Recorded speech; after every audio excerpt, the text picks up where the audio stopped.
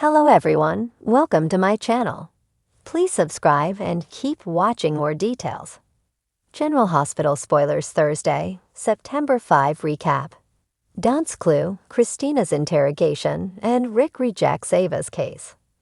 General Hospital, GH, spoilers recap for Thursday, September 5 reveals that Tracy Quartermaine, Jane Elliott, was disgusted when she realized Sonny Corinthos, Morris Bernard, and Carly Spencer, Laura Wright, might have been the culprits of her rumpled bed. Afterward, a woman named Ms. Robin Finch, Sarah Sherman, arrived and corrected Olivia Quartermaine. Lisa Lo Cicero, on the way she said croissant. Miss Finch was able to pinpoint exactly where Olivia was from based on her accent alone. Once Ms. Finch introduced herself as a dialect tutor and said Lois Cirillo, Rena Sofer, was her new student, Tracy admitted she hired her. Ned Quartermaine, Wally Kurth, was angry over that news, but Lois thought maybe she could use Miss Finch's help. In the apartment over the garage, Trina Robinson, Tabiana Ali, assumed Jocelyn Jacks, Eden McCoy, stayed over with Dex Heller, Even Hofer, said she was wearing the same clothes from last night. There was some talk about Dex graduating from cadet status, as well as a conversation about Agent John Jagger Cates. Adam J. Harrington, murder, so Joss pointed out that Sonny hated the guy. Giovanni Gio Palmieri, Giovanni Mazza, showed up and mentioned Tracy's reaction to Sonny sleeping with Carly in her bed. So Jocelyn flipped out and thought there must be some mistake. Once Jocelyn tracked Olivia down in hopes of confirming Gio misunderstood, the look on Olivia's face suggested otherwise. Jocelyn later ranted to Trina about her mom's actions before deciding Carly was an adult who was free to mess up her own life. At Alexis Davis, Nancy Lee Grahn, Place, Diane Miller, Carolyn Hennessy, gave her updates on Ava Jerome, Maura West, recanting her statement following her misadventure with Jason Morgan, Steve Burton, and Boyle, Amor Owens. Alexis feared Kristina Corinthos Davis, Kate Mancy, might get off the hook for one murder and face charges for another. Once Alexis filled Diane in off-screen, Diane advised her to question Kristina as a lawyer and not her mother. Alexis privately told Kristina about Ava's recanted statement and John's demise. After Kristina said that was one down and one to go, Alexis was disturbed over her daughter's cold attitude and asked if she killed Agent Cates. Kristina denied it despite how things looked due to the weapon Alexis found. Although Kristina wanted to return the gun since she stole it from Sonny, Alexis confessed to tossing it off the footbridge. At Sonny's penthouse, Carly came out wearing one of his t-shirts and griped about how their passionate alibi would look to their family. Although Carly wouldn't feed Sonny to the wolves, she only wanted to do the bare minimum here. Diane was horrified when she arrived to see Carly had spent the night, but she quickly realized they were creating an alibi because of Kate's demise. However, Diane wasn't convinced Sonny and Carly's efforts would be enough, so she thought they needed a pattern of behavior, meaning a full-blown fake affair. Once Diane told Sonny about Ava recanting her statement, she made it clear that he had to get on the same page with Carly if they were going to sell their phony rekindling. Later, Sonny was alone when he got Jason on the phone to tell him about the gun that had gone missing from his safe. As for Carly, she looked like a kid with her hand caught in the cookie jar as she ran into Jocelyn outside Sonny's place. At the gallery, Nina Reeves, Cynthia Watros, had Rick come over since Ava still needed a lawyer to fight the charges Robert Scorpio, Tristan Rogers, was pursuing against her. After Rick realized Ava was the client, he refused to defend her due to bad blood and the conflict of interest since Kristina was his niece. Nina still hoped to find Ava a new attorney and shut down Ava's idea about going on the run. Ava wondered why Nina was being so helpful, so Nina admitted she didn't want Avery Corinthos, Ava and Grace Garola to lose her mom. Plus, Nina had learned from Willow Corinthos, Caitlin McMullen, and suggested that Ava deserved another chance. At GH, Elizabeth Baldwin, Rebecca Herbst, and DJ Ashford, Taj Bello, discussed their mystery patient DACA Isaiah Gannon, Sawandi Wilson, who wasn't in a coma but still hadn't regained consciousness. Isaiah had opened his eyes briefly last night, but TJ thought that might have been due to a seizure. One of Sidwell's, Carlo Rhoda, men came in dressed as a hospital employee later, so he told Liz that he was new and there to clean up. Elizabeth told the guy to come back later, but he got on the phone and confirmed that his mission was to make sure Isaiah never woke up. Over with Jordan Ashford, Tanisha Harper, and Dante Falconeri, Dominic Zamprogna, they fixated on Isaiah's case since they felt helpless in other areas of their lives.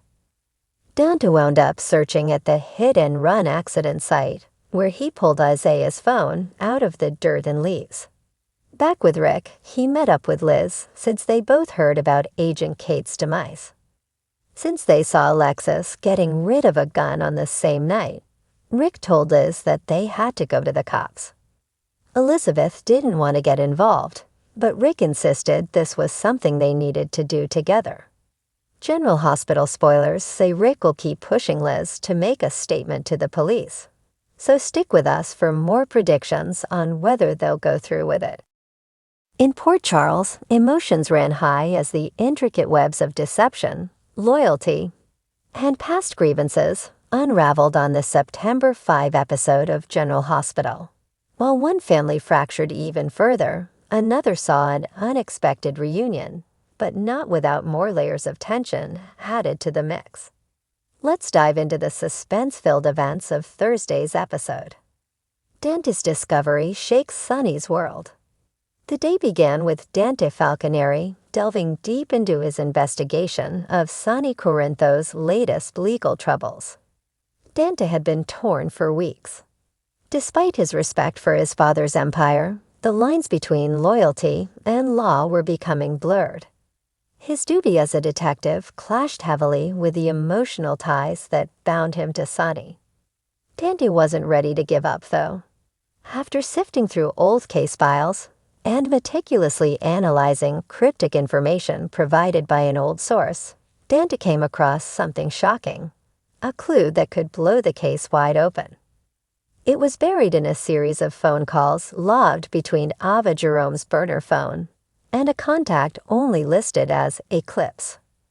Recognizing that this contact could be key, Dante took the information straight to Sonny, catching him off guard in the middle of a discussion with Brick about a shipment complication. Sonny's face darkened the moment Dante dropped the bombshell, sensing that trouble was on the horizon. "You know what this means, Dad," Dante said solemnly. "If Ava's been talking to this Eclipse person, it could be the missing link in everything that's happening to you right now." Sonny tried to remain calm, but Dante could see the panic flash in his eyes. "You don't think Rick could be involved, do you?"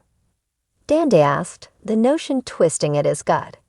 The mention of Rick Lansing, Sonny's half-brother, stirred old wounds for both men.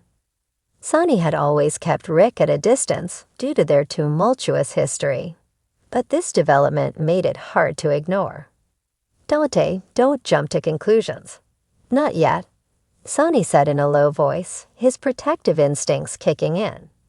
He wasn't ready to face the idea that his estranged brother could be mixed up in a plot against him. But Dante couldn't shake the feeling that this was only the beginning of something much darker. Kristina faces the heat.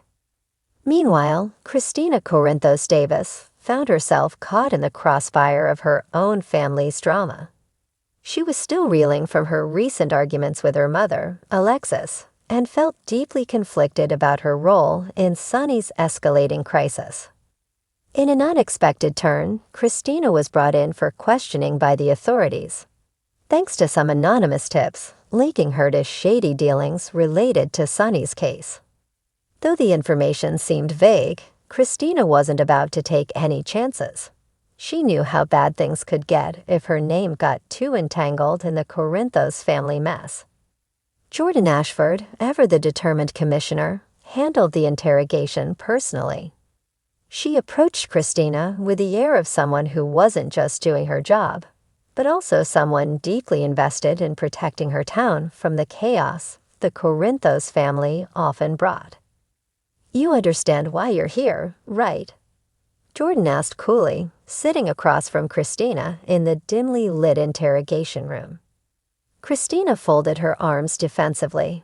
"If this is about Dad, I already told you I'm not involved in any of his business." "Then why are your fingerprints all over the financial records we just recovered from one of Sonny's shell companies?" Jordan shot back, her tone sharp but controlled. Kristina's face fell. She hadn't expected Jordan to come at her with actual evidence, and now she was stuck. She didn't know how to explain her way out of this, and worse, she feared that her involvement, however innocent, could land her in serious trouble. Or worse, make her the scapegoat for something much larger.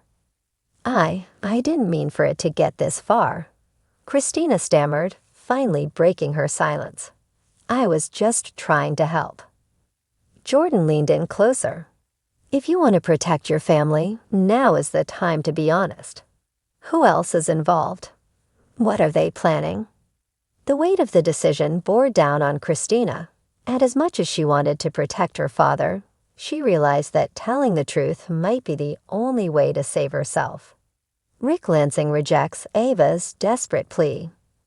Over at the courthouse, Ava Jerome found herself in a predicament of her own. Her past decisions were coming back to haunt her, and with Sonny's empire on shaky ground, she knew it was only a matter of time before the vultures circled her too. Desperate to cover her tracks and protect herself, Ava sought out Rick Lansing, who had returned to Port Charles after years of laying low. Ava barged into Rick's office, uninvited and full of anxious energy.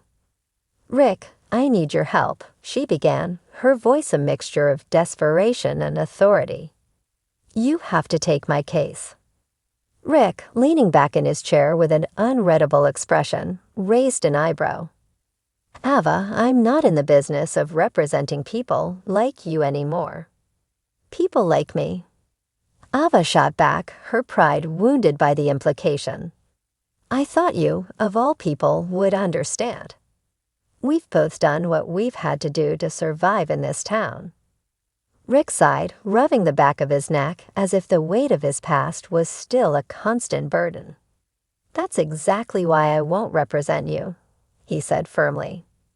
"I know how this game works, Ava. I played it for years. But I'm done.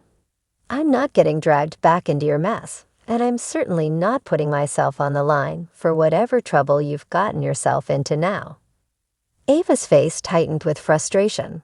She wasn't used to being told no, especially not by someone like Rick.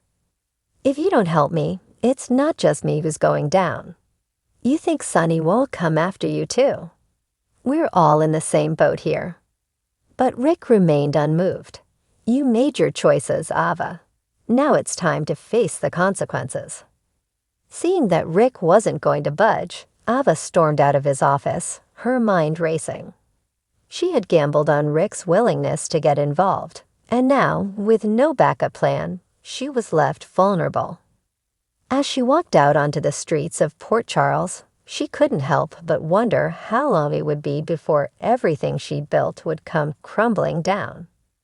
Thursday's episode left viewers on the edge of their seats, with Dante's dangerous clue pointing to deeper corruption, Kristina's interrogation raising questions about her loyalty, and Ava's plea for help falling on deaf ears. The drama in Port Charles is far from over, and as the tensions continue to rise, it's clear that everyone has something to lose.